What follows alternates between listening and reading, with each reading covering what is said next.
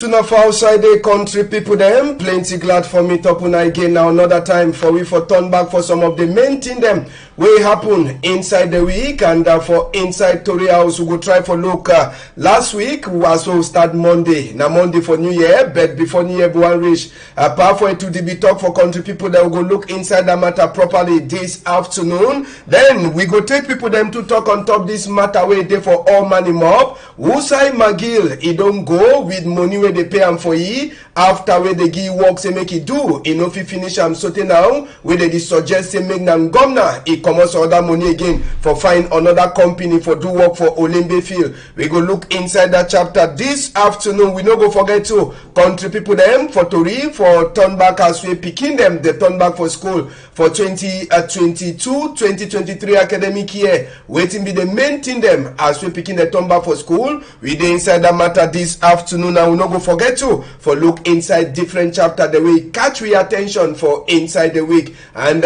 inside Tori House for the first program for 2023 we get Dr. Ibrahim we with we Dr.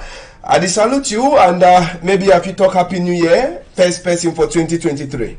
Thank you very much, Mr. Ambassador. Happy New Year for you too. It be quite a long time where I know will be around, but I don't be today as a first person for 2023. Happy New Year for all Cameroonians. All right, so Doctor, maybe if we talk some more, how you cross enter for the New Year and how the New Year the work for now? No, today. Well, we don't cross fine enter for the New Year because no man never sick, we never get accident, we never get no over trouble for inside family. Well, if you talk say the New Year we don't cross more enter small. Well, we'll still wait and see whether it will be in a how. But the way we see the New Year one start for Cameroon, it be like say it will be war plenty, we'll talk small time. All right, and a tradition the ever be say we will first talk small thing the way they happen for we corner before we enter for the main thing that will get them for after for inside Tori House. And one of the news we meet up with for Tori House here this Saturday, it tell we say some 15 people the day where they be go for that side. So for Ashong, for Batibo, they say they want to go bury their big man.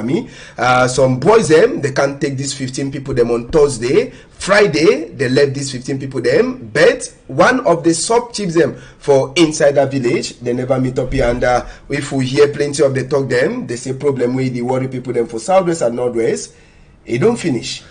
Well, now so that they talk every day say don't finish, but we never finish. But if we look at now, you see say 15 people don't go, they don't take them up to now. They never leave the sub chief. That means say the problem never finish. Now we will cry for government all the time. Say make government solve the problem. The problem there for government hand for solve. We don't know why government delay for solve the problem. We want peace. We want peace. Now all that way we talk, Mr. Ambassador. And the main man for country, the big man for country, pathway to the set on Friday. He be take time for get Happy New Year. This one they happen 2 years for Sika. Say for 2 years they don't stop the matter for Sika chapter for Corona. And if we get for talk small wait away the big man for the constitutional call, he talk. He be the big man for the constitutional call. We be salute pathway to the for a New Year, Happy New Year. He be been an ambassador for Gabon inside Cameroon. Then they call in a Paul Patrick before. He talk plenty thing the way pathway to the don't do him for the year we just finished. He talk matter for Northwest and Southwest. The national man-to-man talk with pathway to the be happen the regional councils the way open he talked to say pathway to the be day outside for big meeting the way be passed for last year. And he talked to say man football team he represent Cameroon fine. Cameroon be get 2022 Africa Cup of Nations where be happen for we will come on number 3 and we man football team we go for that side. So for inside Qatar for the FIFA World Cup will be happen to last year for inside 2022 plenty thing the way be talk man. We notice and say this year the number for people that we party ever we salute them number it be drop down compared to the other years them we get at least 38 and 37 different groups of people them we pass salute them for Happy New Year. Now when you hear which way the ambassador for Gabon when I be the head for the diplomatic or talk and the part where he talk say they will also continue for go for before and the New Year we don't come back. Some people that they talk say that money say for the past 2 years maybe if they for they keep the money they use them for organize a New Year, if for hell for go for different side for local thing them for country. Not true, Mr. Ambassador, not true. If that money where they use some, they for take them for solve some other problem. We main problem for the country, not just problem for Southwest and the Northwest. Now we main problem this for country. Even if they talk where they go up, where they never arrange this problem, will not feel be peace and will not feel be free. We main problem, they solve the problem for Northwest and the Southwest. And they ever talk the speech all the time. Last year we talk the same thing, but no solution, no be. We want the solution. We want the solution. We don't want to talk every year. We want solution for the Northwest and the Southwest. May solve this problem. They will create this and that, create this and that. Up to now, so we not see any change. If they will create them, so we will see change. We will talk say yes. Till we don't talk now, fine. We problem not be in a root. We no problem not be in a this and that. We problem be in a say may they come together with Shidon. We see which way be wrong and we solve the problem. May Cameroon may they come back as it will be first time. Now we problem that. All right, and since we did talk on top that matter before we enter for the main to recess, Nijon Fundi will be the chairman for Social Democratic Front. He too will be among people there. They will go talk Happy New Year for Powerful today on Friday. And before we go Yawende, he be there for Bamenda. We don't talk say this year, this 2023. This 2023, he go actually come back. In 2023, go struggle for see whether he go fit for left a chair. Man, if you come back for me small, he go left chair small for left different person for continue Social Democratic Front BNet. But he don't talk say last year SDF we get plenty problem them, and that problem them now just for sake I say some people then they want to bring confusion. We confusion no be get for be particularly the reorganization. And for chapter for Northwest Southwest, Nijon Fundi he talk say make the boys away the whole gone, make they come back again for Shidon. Say time when they be from SDF party be there now for say make they do thing them correct way for Northwest, Southwest and the whole of Cameroon. No be now it gone. So for he gone no be now the best solution, but now for say make they use sense, say make that boy they come back to the normal sense. And he talk say he don't tire and he go live for rest 2023 now. They talk with power talk, Naya Chairman. Yes, Mr. Ambassador, would they ever talk to that man Jesus for Cameroon? Because last week it will be for Baminda. As it will be quite a long time of be Baminda. Really talk where you talk, it means a lot. Crisis, this year 2023 again for step downs because it age no permit it again for continue. If you see fight for inside party, even power for house when you don't get plenty woman them, they already picking them see say power don't start the any picking the fight. How if it take place for power? So it be normal for all places, not be strengthened for only for inside SDF, where even for CBD, even for some other party, people then the way they fight, where they not say if big man no still there, na me I get for B so na normal thing say fight get for B. Any man get for show a capacity say no, na me I get for Shidon for that place. So they where power go step now will vote person way he get for Shidon for that place or cool. Na normal thing. Then after that again, now true, my brother and sister them, they see my own say the best thing no be na that way that made they come out. We Shidon, we see which way we get for do. Now the reason that way it don't go this time for New Year, which is for today, it don't talk for president. It don't just go as other don't go. It don't go for God. Give again Dorians for president. Say the one at the solution that way you get for Mekam. May the peace come out from Northwest and Southwest. No matter today we don't start for talk this thing for president. It is singing every day. Maybe if God feel help this time around, as you don't talk, sometimes if you enter for ear for president, the peace will come and you go. The solution there for their hand. The solution there for hand for president. The solution that just for 1 second they will solve the problem for Northwest and Southwest. Now all that.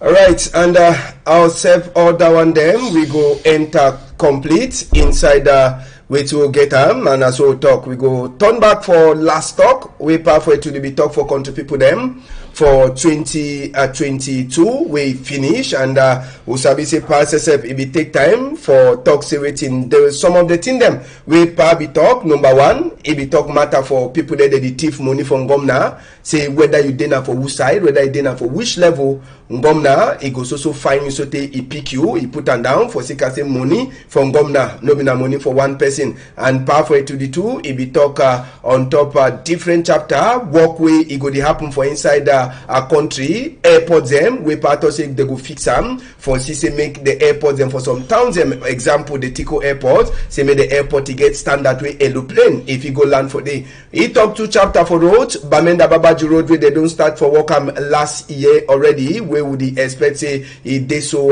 maybe quota to go already start for land for day. Pathway to the be talk on top that one say they go continue the work, and he announced one for Kumba Ekondo Titi we walk to for that side. He don't really go for before. And he talk for mommy them and papa them for look out their picking them for see casting that the way they look out picking, we picking to go the behave for outside. So he one time make country people them they get better fashion for outside. We that want to go help Cameroon for go for before. And one of the big thing that we pathway to be announced inside the talk now palava for senator vote we go happen for this 2023 where they go get a new senator them, and he thank uniform people them in particular for the work where they don't do for maintain peace and security for country. He thank Joe Biden in governor too where he talks in America he don't help for cash some people them where they support which way they happen for inside Northwest and Southwest and other chapter them Mora Dabanga Kuseri Road, Babaju Bamenda Road, Kumbaikono Titi Road, and even road for that side so for Betua Baturi, Isote pass for Yokaduma. Then we get even motorway for Kribi Lola Bay, Grand Zambe, and others on them. All that one them now walkway part say they go struggle for see whether they fit do them this year. But Sabi say the year it no really start with trouble. It no be really enter plenty thing the way talk some they talk say maybe not just another set for promises, but inside the talk we talk something the day where they real where maybe we fit also the same as where they happen. We see a Kondo Titi Kumba Road where true they don't grade them. Bamenda Babaju Road we yes say work they happen and they don't start put quota to small, but that one I work them for last year. We mean say normally this year perhaps for announce say we do after we finish this side we go to enter this year. But plenty of the work we probably talk say they happen now. Work we do already start they happen. So now which work proper where they go do for this year? Nothing that people ready answer now. You hear to we probably talk for last day. You like normal Cameroon man, what you get for talk inside all the talk we be talking for the last day for 2022? Yes, Mr. Ambassador, my problem not being a route. My problem not being make a route for Kribi and all the like. My problem I say make peace come back for Northwest and Southwest. Because you know make route where peace not there for the other side. As you dey make the route, peace not there, then now who they go pass or can go for the place. You dey make route and I say make people they work out for the route fine, enjoy the route, go them. Mr. Ambassador, in those days, during, if you look at these times around, business no work for Douala for all places because say Bamenda and Southwest be blocked. It be blocked because many of English people they come buy things they for Douala, go all people they go Bamenda, go Douala, go Southwest for go enjoy their new year with family, all this and that. No, nothing no be do so. How they go do? May the peace come back. The first thing I be the witness say, make for his speech me open talk say as from now so we get for do make peace come back from the Northwest. For me I prefer say make that road then remain as it be, but make peace come back from the Northwest and Southwest. That the best thing that so far for me as a normal as a Cameroonian. For me, now all that, Mr. Ambassador. Now, inside that last talk, it be talk matter for people then too they thief money from governor, and we don't talk say no man no big pass the law. At least Akeremuna, barrister Akeremuna, we to be talk. You sabi say that day all man be talk. Professor Maurice Kamtop, Honorable Cabral, he be all man. He be make his own end of year speech, and if you listen for all, they get different things the way they talk and but Akeremuna and part they be tied for one aspect where we be chapter for corruption. Now this far. How you which mark you figure for the government on top this fight against people that they take money from government? No, if really they talk and they do at least I will give them 85%. If back for country talk and they start, they did plenty. No one only one person. If really they start, they put their hand and put on. And the best thing I say, when they don't put hand for them, so they give for take back the money, put on for treasury. Because when they take them, go put on for inside, they do not take the money. That means they be useless. They did them fine. Their family then did they fine and they use the money. But the best thing being I say, when they don't take them already, may they bring all the money the way they don't farm. For Cameroon, go hide them for outside country or go hide them for their account. May they move from all bring and put them for with national treasury. Now all that are the best way that they put them for prison. But put them for prison mean I say make some other one they may they see say tomorrow may they not do that kind of thing again. When they don't already take the money, but if they take them, go put them for inside prison where they don't take that money, it be useless. It be nonsense for do so. Now Gerard Dondon, he will be one of the people that will fall for inside that trap for people they talk say they take money from government and they be auction it in them last year. But people they talk say that one are just for block people them eye them say they don't say things. Now they change. Now they change that because some people they talk say that cargo they see them for outside say Nigeria don't na small cargo. Na small thing. Na small. They talk say take plenty money for. Now the reason that why they talk Mr. Ambassador say all this in a blind fool. They blindfold Cameroonian. May they stop for picking blindfold Cameroonian. Normally they know not they will feel hide for any Cameroonian where government don't know say this Cameroonian this D1B account where they don't start for make search say you don't thief no masute law don't talk say na true confirm say you don't thief the amount. They know who said if you take all the money. They know all your property where you get them. Although say some other one they make property put them for this one your family name put the one this and that, but no they know all those things the way the filmmaker so seize all that property put them under government. So when they just hold them go put them in prison, the job being I say they take them go keep and make the rest. Sometimes time where president can resign or sometimes time president can go here, then some other person can they say no may they liberate all those politicians all this and that they liberate them and all that their money will still remain for them. And when a wickedness because every the year amount of money where each person they thief am go embase them go keep am for outside country, but where if the money be there for inside the country it will help with plenty. See example now thing they don't there for inside country. And then the one thing that way I be the wait them for speech for pass say me talk about this thing the way they dare and not talk. I be the way check say they will talk about a speech about the adding of salary for workers and for Cameroonian. They don't talk anything. No nothing. They don't even mention that one. It means integrity. Thing that they hide every day. And we know say when salary for Cameroonian go up, even if the thing in there, we not know that thing. Because from the salary where they pay them, they buy the thing, and so the money they turn for inside country. But if the salary not go up, that means say price thing will be high. Imagine. Usa will go. That means say this 2023 it will be a wonderful year for we. I mean say person that should 1,000 you get for glad. No, you get for glad.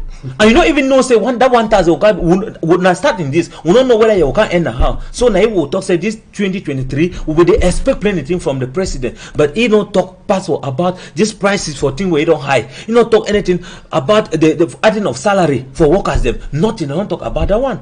But nothing in this way they go up anything they change, any price of thing they change they go up. So all right, and one of the things that they so plenty people now they wait for see the kind of way we pass SFB go react on top the matter. Now Olembe Field, yes. Now the latest one that will happen for this 2023, and one of the biggest disgrace that we country. It don't get out 2023. Now field this. Now work where they start for that field since for around that kind of 2017. Where they start they start work for 2017, and money where they be don't put them. They sign up with the first company. It be then 163 billion. Where they sign say they go use them for fix Olembe complex. It means not only the field, it gets even hotel, it get restaurant, it get supermarket for inside the field, and they will talk say all that 163 billion halfway while the first company for Italy where they call them Piscini, he work this work. They talk say small about trouble will be there between Piscini and Ministry for Sports and Physical Education. Now for the way they so for say Cameroon we already start for a lost time where they begin for host Nations Cup. Now so a minister he change Piscini, he bring just Nana Magil he bring them, he add again 42 billion francs CFA for saying that the money that they go take finish the work. And surprise, after plenty magu, after plenty discussion don't happen for back, where he did so thing they know work fine. Magil will be the company, he last write book for Minister for Sport for Tosse, Padiman, they work with give me so, me, I no go do them again, for say you know they respect my own side for contract, where you begin for pay me money, one time, Minister too for Sport, for wash he hand like Pontius Pilate he do am for Bible. He write na big letter. He send am for Prime Minister, a head boy from Governor Chief Dr. Joseph Jongute. Then inside the letter, he propose say they so make just now they comot money for inside bank for country. They pay another company for use them for fix all thing them. So the 42 billion francs we give them and the 163 billion where they don't pay give them. Who side all that money go? Who side the work where they don't do them? Why the work is also there for the level? Now question we contribute the ask them. And we say plenty people that don't talk. People that like Honorable Cabral Libi. He will be the first person where he talk for this matter. Where he talk say all the money where they vote for budget for this year for inside inside parliament, it surely shows now from there where they get for move that money again for start continue for do work for Olembe where they feel if you don't get for finish complete and according to Cabral Libi, he say now for Sika at this field where they add all thing for inside country fiscal stamp where people they be fair put am for 1,000 now 1,500 people that they do binet small binet where they use low tension they don't add them price to all small thing boni it don't add according to Cabral Libi and other political actor them particularly the opposition that they talk say now for Sika this problem for Lembe where it is so people them they don't come now it don't add price or all thing so that they go fit for fix and bet plenty they don't talk say if now for some better country some advanced country then person way be the follow up this work where the work we did directly under it.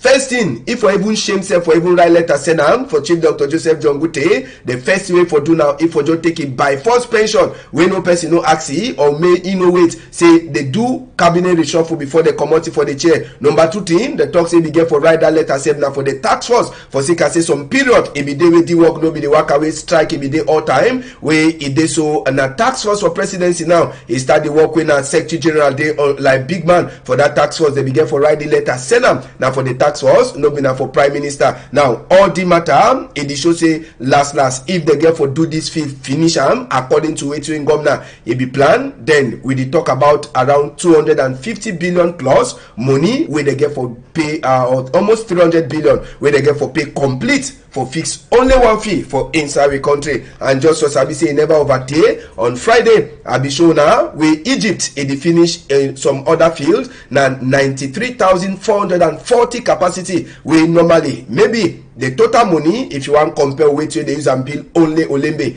the money go surely small. Now the big question wey people dey ask am the Olembe na place where they don't cost am, na place where you get bad luck or na waiting they really happen for inside. Now the big question that some play for them just now that they ask them. Now the biggest one this palava for money for inside the country for 2023. More than 200 billion already for this complex, but so now trouble they doctor. Mr. Ambassador, I don't talk say the government the full Cameroonian they say they don't do now waiting for them because normally this minister for sport. Now the first person that way they give for take his put them for inside house as we don't just talk because now you be the control everything for the work. The first time we do work we don't be you see say Italy people they be see as the team do they go them back they want talk they see say percentage not be correct they go find people the way they will come now for can give them percentage and where they not be able for finish the work and where they will carry the money may they divide without any problem. Now this now way don't go hook. They will do none how. See now all Cameroonians they die, but where their money day, where they be get for enjoy the money, they die because the money don't go for inside one person in your pocket. I be sure say now one of the first person that will power for country be get for first take it put them for inside prison. Before they want put it for inside prison, it get for bring all that money the way don't carry and go keep them. It get for bring all that money where don't go carry. You just say the money go down for side. They know what side the money don't. All they know what side the money don't go. May they leave and for picking full Cameroonian them. See now all we now the suffer because all that president until we don't high, stand on high, all this stand on high because of just a few people them when they don't shoot on for decide for kill Cameroonian. It not be normal, Mr. Ambassador. This it not be normal. And as it goes small, they say no. As when the one don't come, they do so a cool. It goes small, the one don't come, it goes so a cool. But may they know say one day they will talk for them say they will just use now what say if we be no where time it don't go. Make government know so. Say it be very, very dangerous. And this time it be very, very dangerous. Or if they tell you say any Cameroonian be happy for government for this now so talk for the person saying na lie. Especially for this president thing the way they don't at them. And when they want at them, they know what side they don't use the money.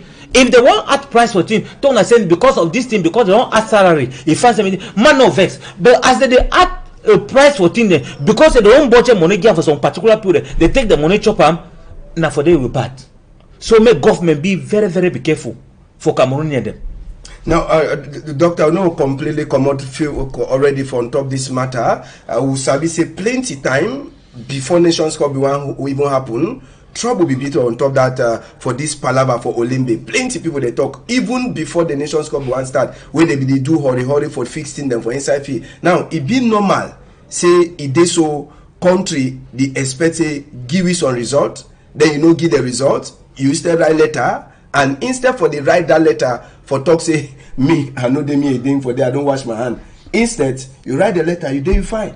And country they don't act price for all things, and now the country people they say again for so far. That feel in particular normally for you, if you be president, when you be see that letter will be the circulating, that company don't go for sikase, even if the man be being a fake man, because Congo side they tell you say that man, if you don't knock people them stick for Nigeria, the man for McGill, he knock people them stick for Nigeria. Now Interpol can find it, then go lucky for Ukraine. For sikase, he thief money for Nigeria where we get for do some work.